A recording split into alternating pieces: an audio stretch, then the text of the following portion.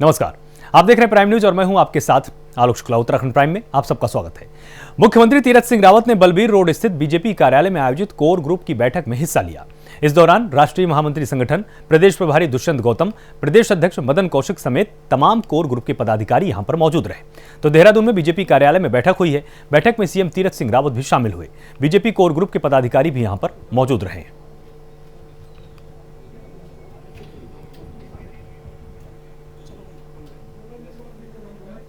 कृषि मंत्री सुबोध उनियाल यमुना कॉलोनी स्थित आवास में उत्तराखंड के ऑर्गेनिक कृषि उत्पाद के संबंध में विभागीय समीक्षा के लिए उन्होंने बैठक की है। बैठक में मंत्री ने तमाम निर्देश भी दिए और उन्होंने कहा कि उत्तराखंड के ऑर्गेनिक कृषि उत्पाद की मार्केटिंग की जाए। इस संबंध में जल्द से जल्द विशिष्ट कृषि ऑर्गेनिक उत्पाद का आउटलेट निर्माण किया जाए। इस योजना में कुल 1300 आउटलेट लगाए जाएंगे।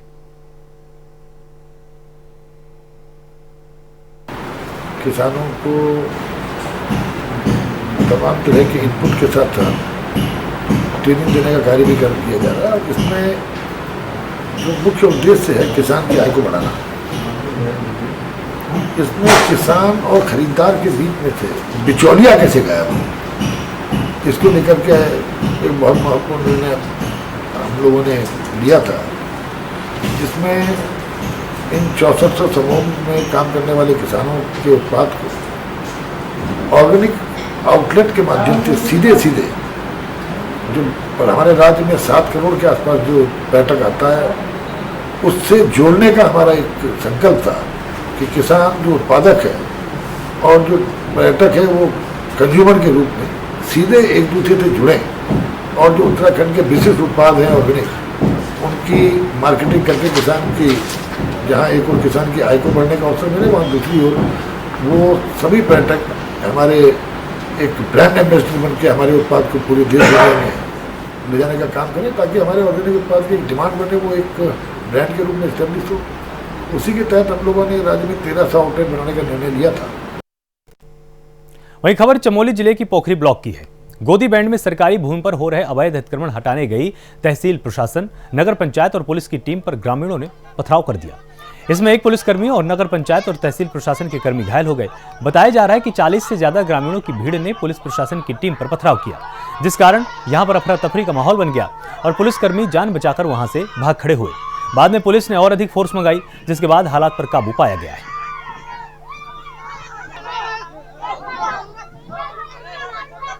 आज यहाँ पे नौकरियाना के ग्रामीणों द्वारा देवस्थान की यहाँ पे जो गांव है उस पे अतिक्रमण का मामला था, जिस पे जो आज एक टीम गठित की गई थी, जिसमें पुलिस प्रशासन द्वारा अतिक्रमण हटाया जा रहा था।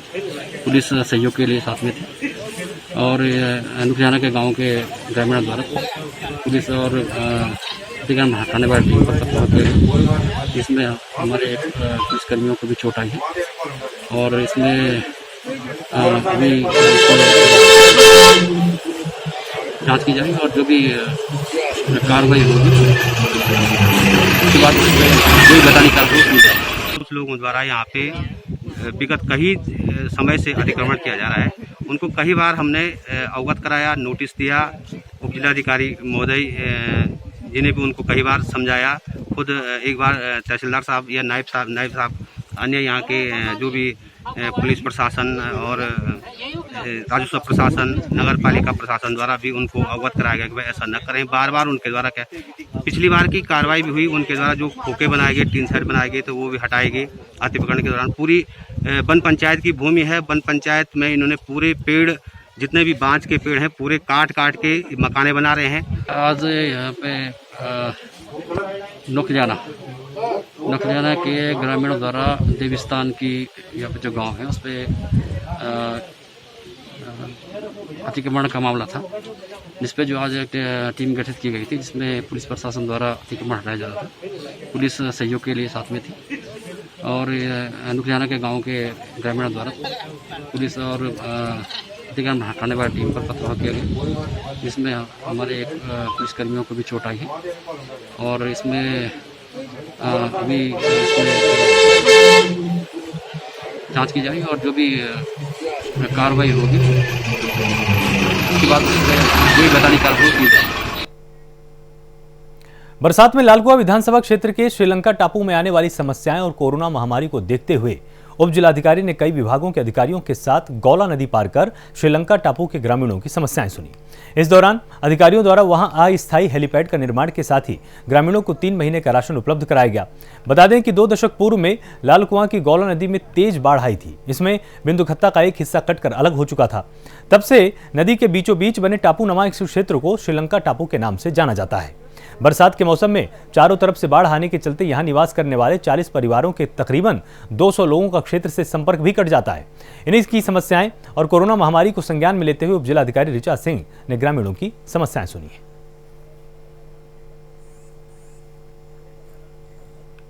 और आज एसडीएम साहब के साथ जो है स्वास्थ्य विभाग की टीम आई है।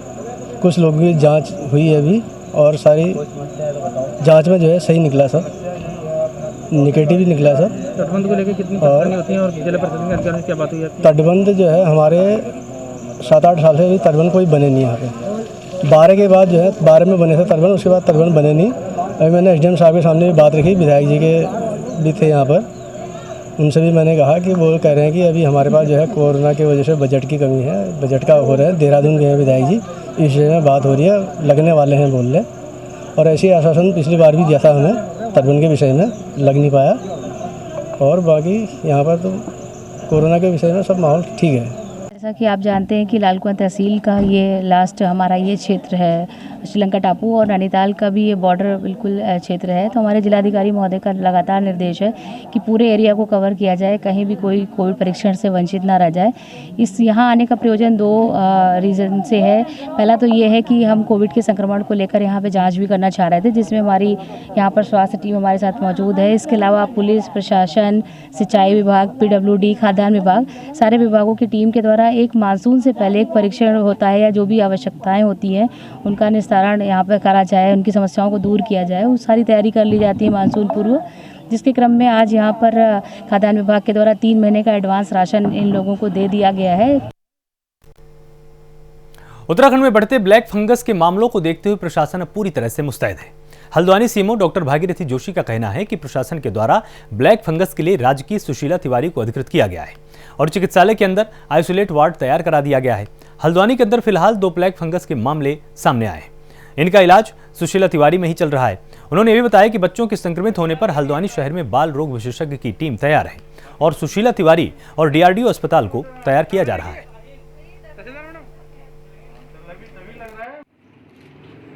जैसा कि आपको विदित है कि शासन ने निर्णय लिया है कि हर नागरिक को हम आइवरमेक्टिन की गोलियां देंगे।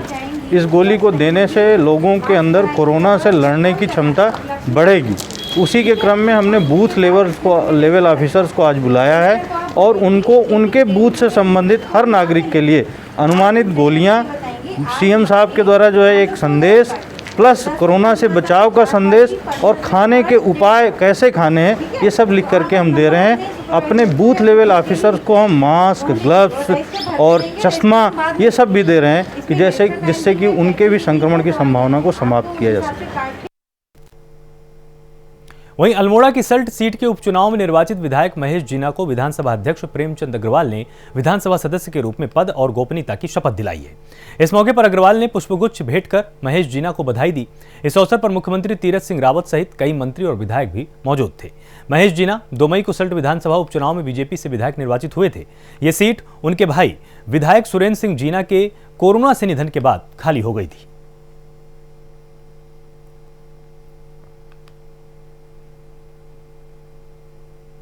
शपथ लेता हूँ। सुरेंद्र सिंह जीना जो हमारे बहुत ही कर्मठ और वरिष्ठतम विधायकों में से एक थे, इनके मृत्यु के बाद उनके भाई सल्ट विधानसभा से जीत के आए। आज उनको शपथ दिलाई गई और आज एक संयोग और भी था कि आज उनके पुत्र का जन्मदिन भी है। तो कुल मिला के मैंने उनको शुभकामनाएं दी हैं और अपेक्षा की है कि अपने विधानसभा क्षेत्र के जो लोग हैं, जो उम्मीद सुरेंद्र सिंह जीना से कर रहे थे, आज इनसे कर रहे हैं, उसमें खरा उतरेंगे। मैंने ये बात भी उनसे कही है कि सुरेंद्र सिंह जीना के अंदर जो गुण थे, उन गुणों को जिस तरह से हमारे मीडिया में हम सब लोग उनके बारे में जानते हैं, उसको जरूर वो अपने अंदर आत्मसात करें ताकि वही लोकप्रियता इनकी बनी रहे। और मैं उम्मीद कर रहा हूँ आने वाले टाइम पे वो अपने इस धर्म का पालन करेंगे। नैनीताल के राजकीय मेडिकल कॉलेज में डीआरडीओ द्वारा बनाए जा रहे चिकित्सालय का कैबिनेट मंत्री बिशन सिंह चुफाल ने निरीक्षण किया है। इस दौरान बिशन सिंह चुफाल ने कहा कि जनपद पिथौरागढ़ और बागेश्वर के Covid sample medical college Almora भेजे जा रहे हैं। इनकी रिपोर्ट देरी से सप्ताह भर में मिल रही है। उन्होंने प्राचार्य मेडिकल कॉलेज डॉक्टर भैसोड़ा से कहा कि जनपद पिथौरागढ़ और बागेश्वर के सैंपल की जांच मेडिकल कॉलेज हल्द्वानी में की जाए।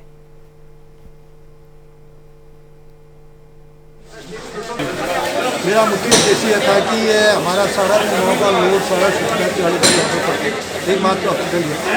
मैं बागेश्वर जनपद और पिथौरागढ़ जनपद का प्रभारी होने के नाते जो वहाँ पर टेस्टिंग होती है वो टेस्टिंग हमारे यहाँ RT-PCR की जो रिपोर्ट आती है वो कम से कम वहाँ से लगता है कि 5 दिन तक लगेगा। तो हमने कहा कि भाई 5 दिन बहुत विलम्ब से तब तक जो पॉजिटिव केस आता है वो तो भूखा रहता है, उसको 5 दिन तक उससे जिससे भी मिल जानी चाहिए थी। तो इसलिए यहाँ पर जो अल्मोड़ा मेडिकल कॉलेज वाली इसलिए बात हुई, इनसे मेडिकल कॉलेज जो पिथौरागढ़ के यहाँ पर हमारा कोटा था 800 का कोटा था। बाकी हम लोग पिथौरागढ़ वाले प्राइवेट में भेजते थे, हरिद्वार भी भेजते थे, यहाँ भी भेजते थे। तो फिल्म से जो रिपोर्ट पहुँचती थी अब ये तय हुआ है कि शुक्रवार को जब यहाँ पर गाड़ी पहुँचेगी तो दूसरे दिन यहाँ से उसकी टेस्टिंग को पहुँच जाएगी। उसको अल्मोड़े में राजधानी क्षेत्र से जो लगा है तो उनको हल्द्वानी भेजा जाए। तैयारी है, हर क्षेत्र में सरकार तैयारी है जो स्तर पर काम कर रही है। चाहे आपका कोई भी बीमारी हो, चाहे फंगस की बीमारी हो, चाहे आपका इंजेक्शन पूरे नहीं है, इंजेक्शन की भी इस समय जहाँ पर जरूरत है इंजेक्शन बिल्कुल मिल रहा है। पूर्व सीएम त्रिवेंद्र रावत टिहरी के दल्ला पहुंचे हैं, जहां बीजेपी जिलाध्यक्ष के माता पिता के निधन पर सांत्वना दी है। मीडिया से बातचीत में पूर्व सीएम त्रिवेंद्र सिंह रावत ने कांग्रेस पर निशाना साधते हुए कहा कि महामारी के इस दौर में कांग्रेस को डर का माहौल नहीं बनाना चाहिए। प्रदेश में कोरोना कंट्रोल को लेकर सरकार लगातार काम कर रही है। पंजाब और राजस्थान के हालात हमारे सामने हैं। राजस्थान में 7.5 लाख वैक्सीन खराब हो गई और ऐसे में दलीय राजनीति से उठकर हमें एक साथ इस महामारी से लड़ने की जरूरत है।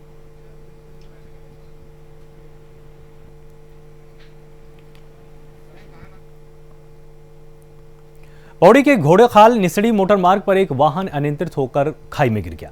हादसे में एक व्यक्ति की मौके पर मौत हो गई, जबकि 4 लोग गंभीर रूप से यहां पर घायल हुए हैं। मौके पर पहुंची पुलिस ने शव को कब्जे में लिया है और सभी घायलों को अस्पताल में पहुंचाया गया है। आपको बताएं कि कार अनियंत्रित होकर खाई में गिरी। हादसे में एक की मौत हुई है, 4 लोग घायल हुए हैं। सभी घायलों को अस्पताल में भर्ती कराया गया है।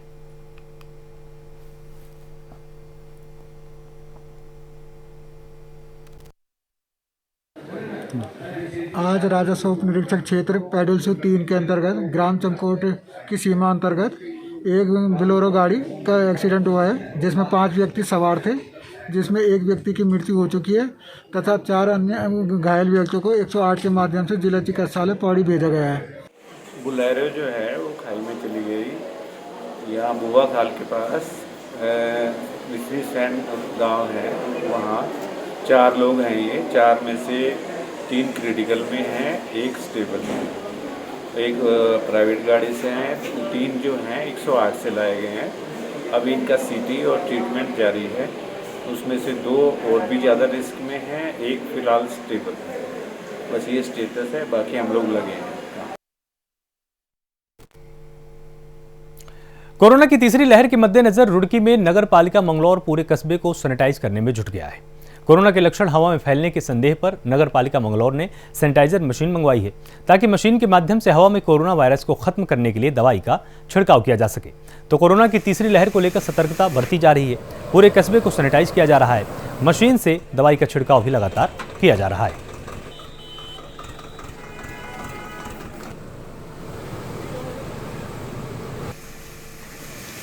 नगर पालिका के मुस्तकिल स्प्रे कर रहे हैं। हमारे यहाँ 10 से 15 लोग जो है वो कंधे वाली मशीन से लगातार डोर टू डोर स्प्रे कर रहे हैं। ये सब सोडियम हाइपोक्लोराइड का हम लोग करा रहे हैं। इसको मंगाने का सिर्फ तात्पर्य यही है कि इस मौसम को देखते हुए और भविष्य की जो तीसरी लहर बताई जा रही है उसके लिए ये तैयारी है कि ईश्वर ना करे, अल्लाह ताला ना करे कि तीसरी लहर फिर आए और देश को नुकसान उठाना पड़े। उसके लिए ये तैयारी की गई है कि इसमें सोडियम हाइपोक्लोराइड को इतनी मात्रा में हवा में फैला दिया जाता है कि वायरस अगर होगा तो वो इसमें नष्ट हो जाएगा। कोरोना महामारी में राजनीतिक और सामाजिक संगठन अपने अपने स्तर से लोगों को मदद पहुंचा रहे हैं। इसी कड़ी में हंस फाउंडेशन के माता मंगला द्वारा हर बार की तरह इस बार भी कोरोना महामारी में लोगों की मदद के लिए पल्स ऑक्सीमीटर के साथ जरूरी राहत भेजी गई। पूर्व कैबिनेट मंत्री राजेंद्र भंडारी ने बताया कि माता मंगला उत्तराखंड के साथ साथ पूरे देश भर में आपातकाल स्थिति में हमेशा ही लोगों की मदद के लिए आगे आते रहता है। उन्होंने कहा कि चमोली जिले के लिए उन्होंने बड़ी मात्रा में ऑक्सीमीटर और अन्य जरूरी सामान भेजे हैं, जिसको गांव-गांव तक जरूरतमंदों को देने के लिए कांग्रेस संगठन के कार्यकर्ता भी लगे हुए हैं। तो कोरोना काल में जरूरतमंदों की यहां पर मदद की जा रही है। हंस फाउंडेशन ने यहां पर ऑक्सीमीटर प्रदान किए।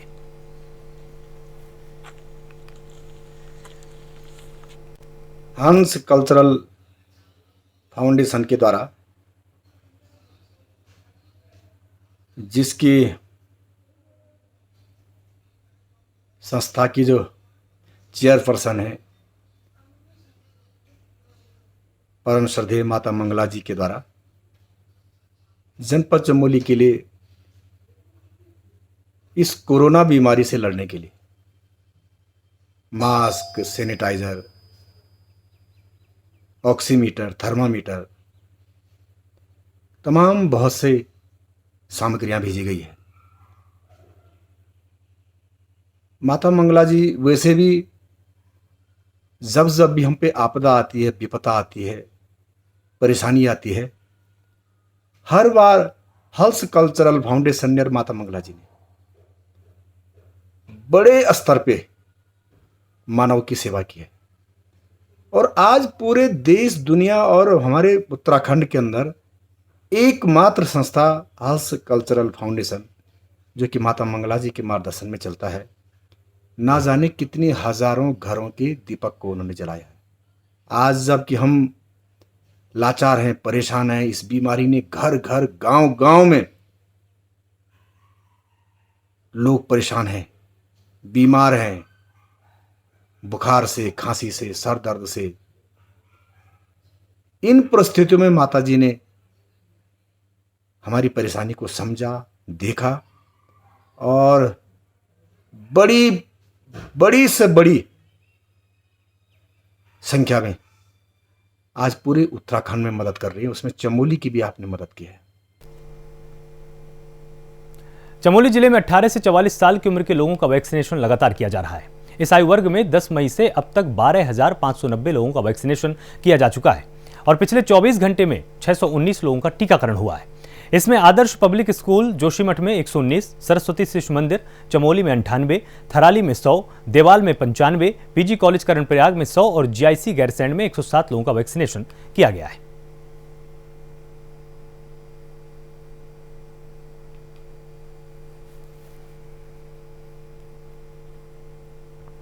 पौड़ी में कोरोना से निपटने के लिए हंस फाउंडेशन की ओर से oxygen concentrator, oxygen mask, gloves, sanitiser और पीपीई किट सामग्री उपलब्ध कराई गई। इससे कोरोना संक्रमित मरीजों को समय रहते इलाज मिल सके और साथ ही साथ पालिका कर्मी भी पूर्ण सुरक्षा के साथ शहर में स्वच्छता का ख्याल रख सकें। हंस फाउंडेशन के प्रभारी पंद्रवेंद्र सिंह बिष्ट ने बताया कि 23 राज्यों को आपदा के इस दौर में हर संभव मदद के लिए प्रयास किया जा रहा है। इसमें इस भयावह महामारी से जल्द निपटा जा सके और आम जन को सुरक्षा प्रदान की जा सके।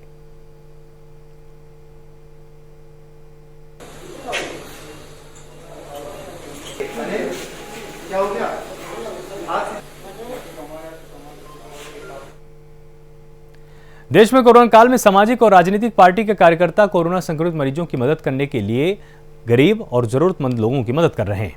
वहीं मसूरी में भाजपा मंडल, मसूरी भाजपा महिला मोर्चा और युवा मोर्चा के सहयोग से मसूरी में कोरोना संक्रमित मरीजों को पौष्टिक आहार देने का काम किया जा रहा है। इसको लेकर मसूरी में बीजेपी कार्यकर्ता कोरोना संक्रमित मरीजों को खाना दे रहे हैं। मसूरी भाजपा मंडल अध्यक्ष मोहन पेटवाल ने बताया कि कैबिनेट मंत्री गणेश जोशी के निर्देशों के बाद मसूरी में बीजेपी कार्यकर्ता पिछले 21 दिनों से कोरोना संक्रमित मरीजों को नाश्ता, फल और पौष्टिक आहार देने का काम करते हैं। इसके चलते कोरोना संक्रमित मरीजों को लाभ मिल पाता है। माननीय मंत्री जी के निर्देशानुसार उनके द्वारा बताया गया था कि जिस तरह से पूरे पिछले साल में कोविड-1 में जो है भारतीय जनता पार्टी ने मोदी किचन चलाकर 500 से ज़्यादा लोगों को एक समय में भोजन उपलब्ध कराया था, जिसमें ज़रूरतमंद मसूरी के तो थी, साथ में माइग्रेंट लेबर्स भी थी।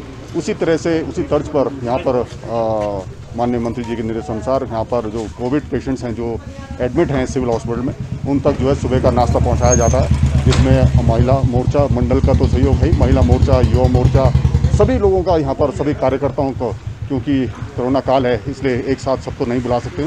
कभी कुछ कार्यकर्ता महिला आती हैं, कभी कोई आते हैं, इसी तरह से ड्यूटी बांटी गई है ताकि भीड़ ना हो, कहीं संक्रमण की कोई स्थिति ना हो।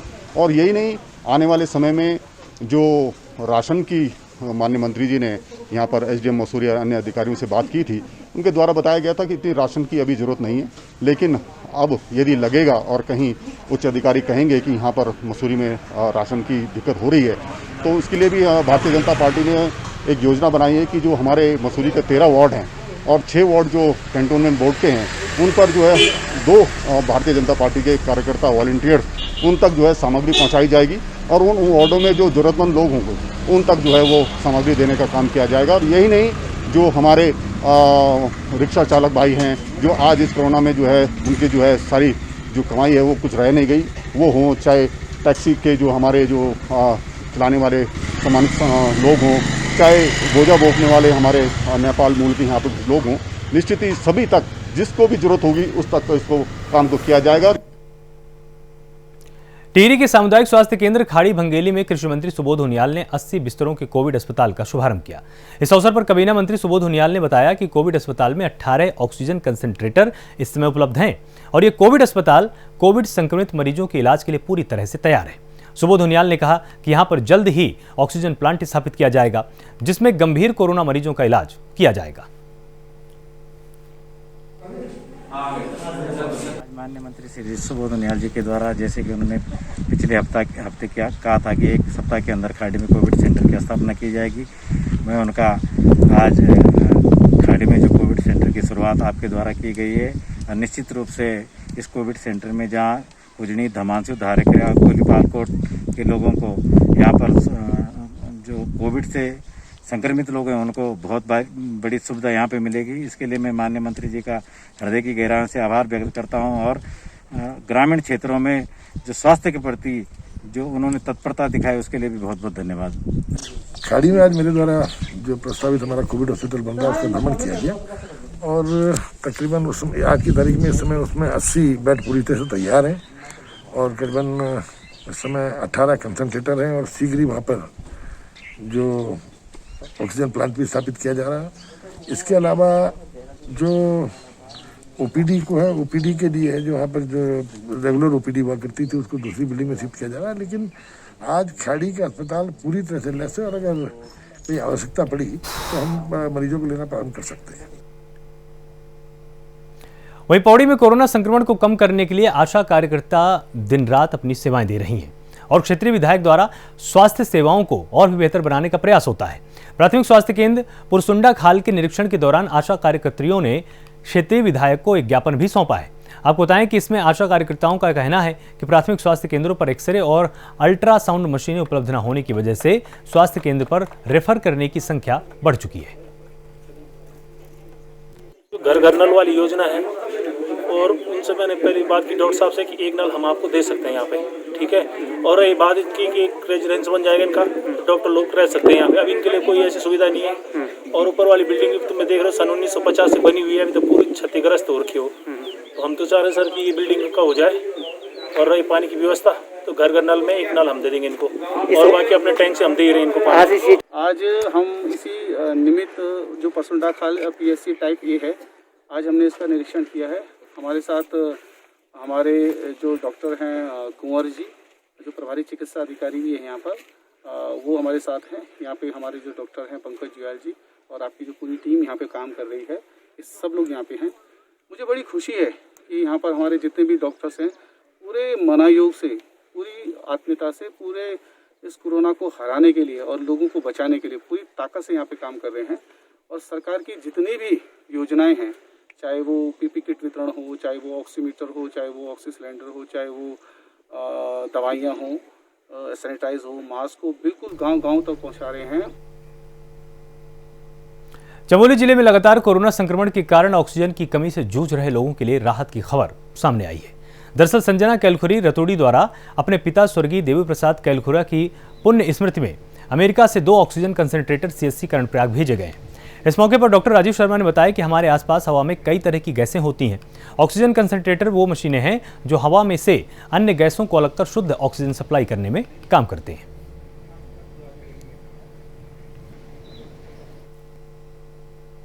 उत्तराखंड प्राइम में फिलहाल इतना ही। आप लगातार जुड़े रहिए प्राइम न्यूज़ के साथ। नमस्कार।